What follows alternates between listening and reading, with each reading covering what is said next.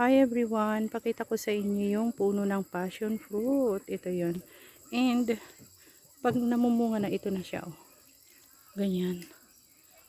Pag mamulaklak na yan, magiging bunga na ng passion fruit. So para siyang vine. Ayan, nagagapang siya. So andito kasi ako sa farm. Alam karari. Grabe ang pawis ko. As in. But dito napakalamig. So ito, puno ng santol. And dyan sa baba yung mga tanim namin. Ayan o. Overlooking. Puro yan dyan. Nyug. Fruit trees. Ganyan. Durian. Ayan ang kubo-kubo namin dito sa farm. Hindi ito yung sa sitio. So yan. Yan ang aming surroundings.